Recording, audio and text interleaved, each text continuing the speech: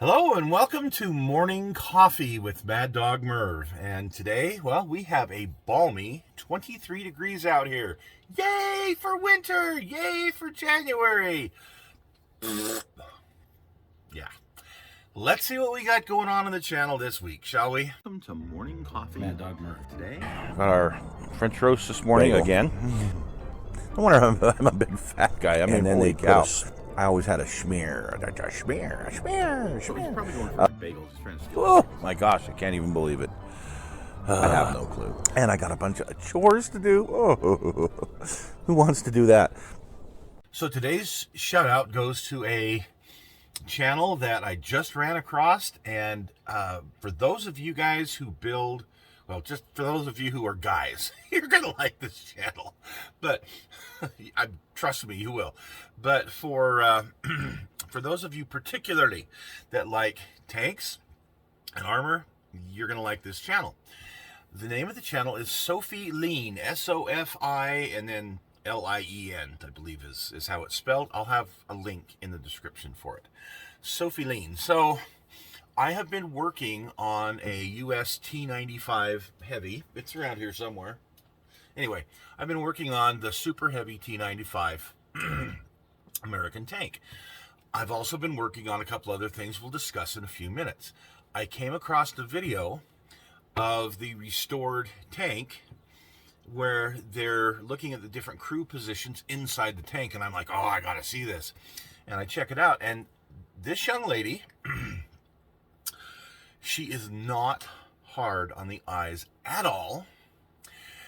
And like I said, if you're just a guy, you'll want to check out this channel. If you're into tanks, cool, bonus for you, because it's really got some great stuff. She interviews some real experts, and just the content itself that it goes through. Yeah, this channel's definitely a keeper, so check it out. Sophie Lean. Well, speaking of tanks, you're welcome. The Sherman we did last week that we finished up. Finally. We finally finished this one, and I hope everybody enjoyed that piece, that tutorial on how to accuratize a Tamiya Sherman. I never really knew that, ignorance is bliss, and I'm pretty ignorant. Sorry, I'm looking for something here, but I can't find it. It's a good kit because it goes together well and it looks nice. It looks like a Sherman, but man, is it inaccurate compared to even the old Dragon kits. So I thought it'd be fun to put one together and kind of show you folks how you can make that kit real easy. You can make it nice and a lot more accurate. So that was the content of that. I do have coming up, remember the first, we had done two of them, and the second one, or the first one we started, is another Pacific War Sherman. That one was from the Philippines, the Battle of the Philippines. This one is going to be from, I think, Okinawa or Iwo Jima. I can't remember which. I've got the, no, it's right here.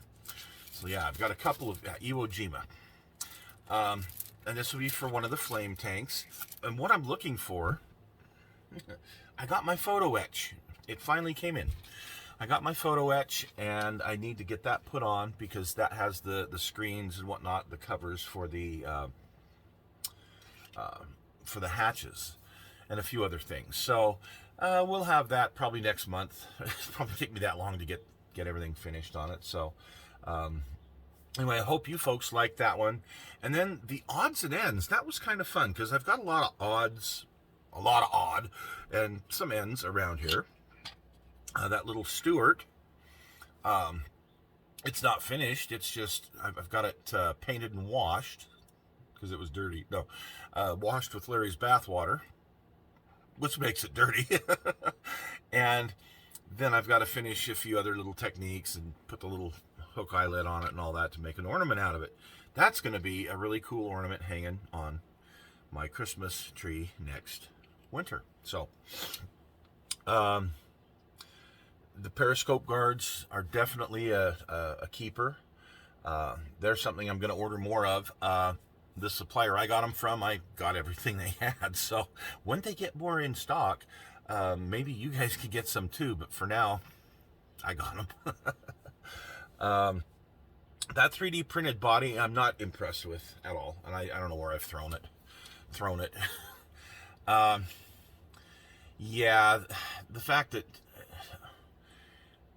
it's got like triple door handles on the side. Just the printing, I think, was crap. I think they did a crap.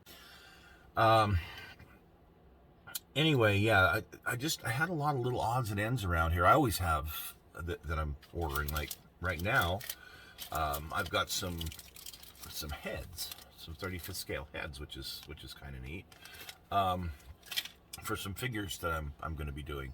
So I get a lot of odds and ends, and I thought, well, it'd be kind of fun to just do a little show on the odds and the ends. So coming up this next week on the stash, I have no clue what we're going to look at.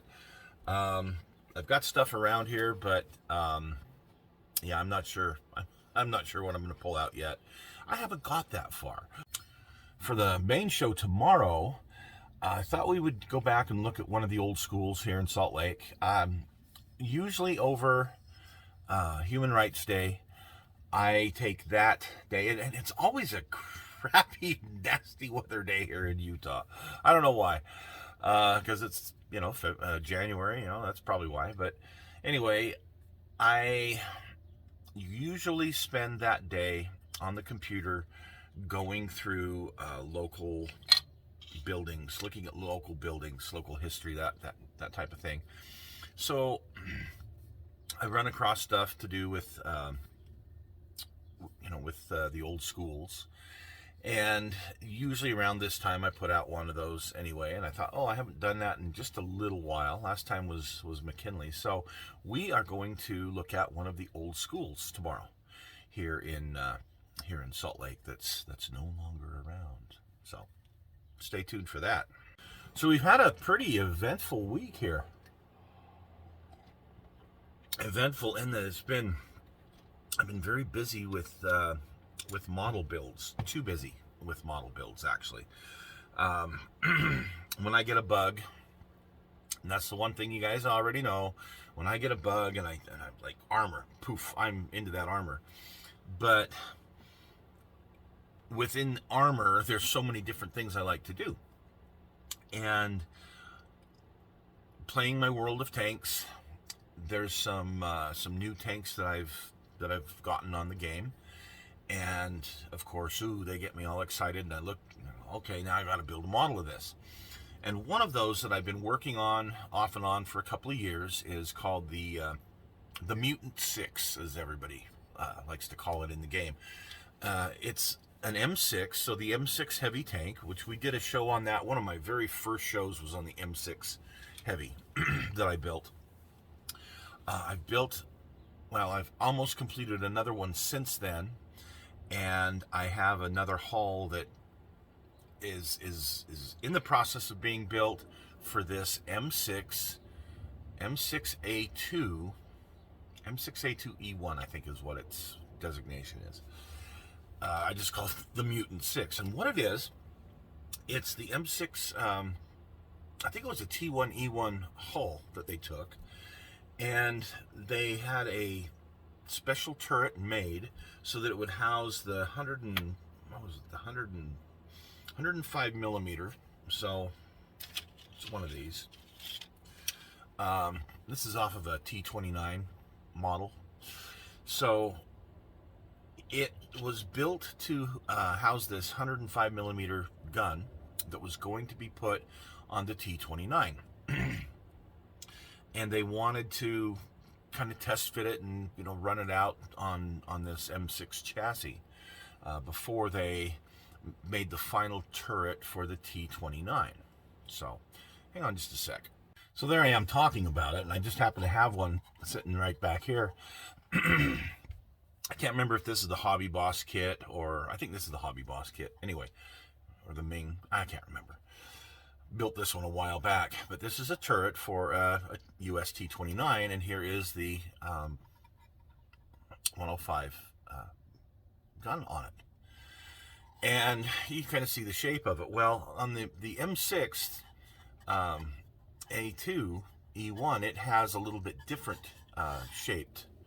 The top is flat, and it was kind of a pre-production, turret type of thing. So anyway, I've been scratch building one of those, not out of one of these, because this would require way too much modification, and the dimensions really are a bit different. I've actually scratch built one, been scratch building one. So I'm really hard in the middle of getting all of that, try to get that finished up. So we'll have a show on that coming up one of these days, because it's a completely scratch built turret, and I'm pretty excited about it, as you can tell, because I've never scratch built a turret for a tank before. Particularly one that doesn't have a lot of right angles. This thing's pretty round.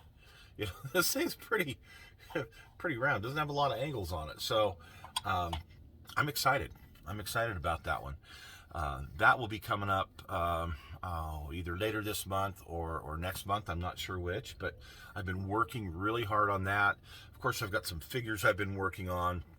I've got these Middle East figures built for this display I want to do with this, which will be fun, because I thought what I'd do. Now I did paint this its new base color, and I've got a lot of work to do on it. But what I'm going to do is display this like it's at a museum in the Middle East, and I'm going to have this family walking by, dad taking the kids and wife for a stroll, and here's the tank I served in in the war, kind of thing. So that should be a lot of fun when I get around to it. So I have so many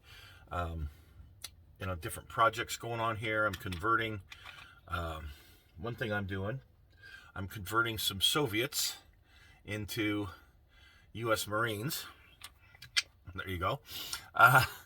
And that takes a little bit of work with these figures, but I think they're going to be really, really cool. So anyway, I just got a lot of armor related stuff going on right now, which it's good. I'm having fun. It's keeping me busy. Unfortunately, I'm not spending a lot of time out here because it's cold. It's 23 degrees.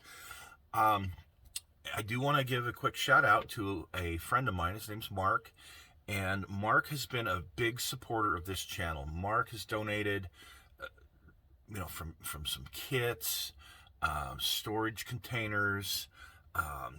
He's helped me out with some folding tables. I mean, he's done a lot. He really has. He's donated a lot of things to help enhance this channel, and shout out again to him. He, bless his heart, he gave me a radiant heater that I've got here that helps to warm things up in here a little bit. Now, one of the problems I have is power, because any of these heaters, they draw about 12 amps, and I think this is a 15 amp circuit. So I'm got another friend of mine who I used to work with in the school district. His name's Roy Gomez, and Roy is a hotshot electrician, and he's good. I remember when we hired him at the school district, immediately made a lot of friends. I mean, he's a very wonderful guy, very outgoing, but he's very hardworking and extremely knowledgeable. And so I hired him to come and take a look, see what it would cost to get me a dedicated line just for this. So Roy's given me a bid, and sometime in the next couple of months, I'm going to have him come, because I don't want him to come out when it's 23 degrees and try to put in I'm a friend. I'm not a jerk. I want him to come in, at least try not to be. I'm going to have him come and run a dedicated line, so that in the winter time from now on, I can have a good 20 amp breaker just for the heat, so I can actually run heat for an extended period of time, not just 4 or 5 minutes and then it's off, because it kicks the breaker. So anyway, shout out to again Mark for donating this radiant heat. It feels nice, but I can only run it for so long before the breaker goes, boink. So I run it for about 5 minutes at a time, and then 5 minutes off, something like that. So anyway, that's kind of what's been going on this week. Of course, spending time with the grandkids and World of Tanks, and life is grand, other than life is cold in Utah. So anyway, I'm going to finish my coffee. You guys, go ahead and finish yours and have a great week. And we will see you tomorrow with one of the old school histories here in Salt Lake City.